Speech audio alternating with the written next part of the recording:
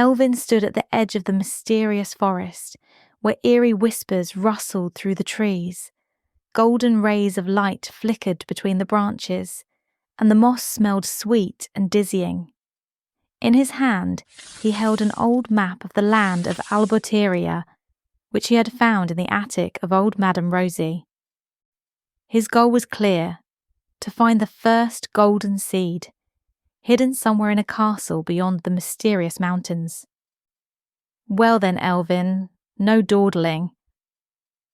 The castle won't dig up the seed for you, he muttered to himself and set off. The journey through the mysterious mountains was not for the faint-hearted.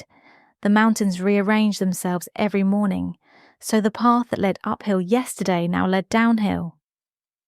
Elvin navigated by following the singing goats, who always stood on the correct peaks. One of them broke away from the herd and waited for him each morning to guide him further. He called her Bila. Elvin wasn't sure if she could speak, but he knew that without her he would be hopelessly lost in the mountains. She always sensed when fog or a strong wind was coming. After 3 long days of climbing, slipping, and waiting out grumpy storms, he finally saw the tip of a tower in the distance. Goat Bella looked at him, smiled widely for the first time, and spoke.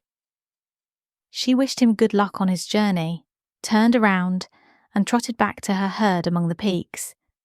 The castle stood on a cliff like a giant teapot with towers. It was covered in lichen that changed colour depending on the time of day. As Elvin approached, the castle turned grey, and its massive gate slowly opened.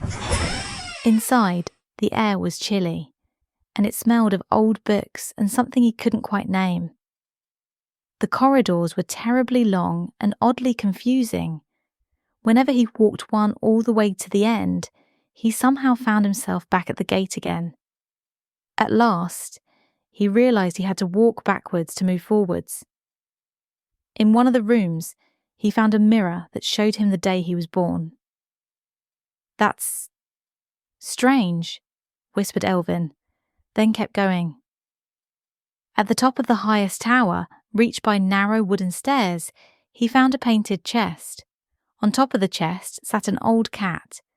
Before him lay a card that read, "Professor Manyauchstein." He wore a hat with 3 feathers and greeted Elvin out loud. "Hello there." When Elvin recovered from the shock, Professor Manyauchstein adjusted his glasses, flicked his tail and hissed, "I'll give you the seed if you answer this riddle.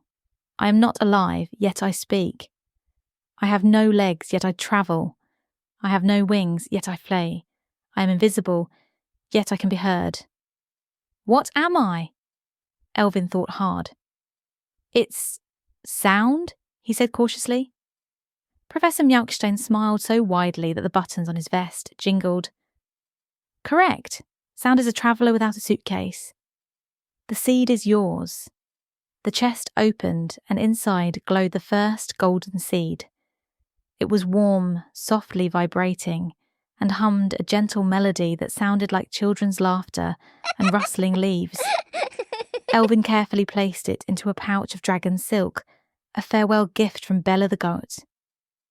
Elvin stood on the castle's balcony, the wind tousling his hair as the golden seed sang softly inside his pouch. The first of 8, the first key to awakening Albotéria. Professor Manyauchstein waved to him from the tower, and Elvin unfolded his map once more. From the castle ran a river, marked the River of Dreams, leading to a place called the Harbour at the horizon, where the next golden seed was hidden. "All right," said Elvin with a grin. "The River of Dreams? Sounds nice. Let's see what comes next. Are you curious too? If you want to know what happens in the harbour at the horizon, where the next seed is waiting, make sure to come back next time. Don't forget to subscribe and leave a like.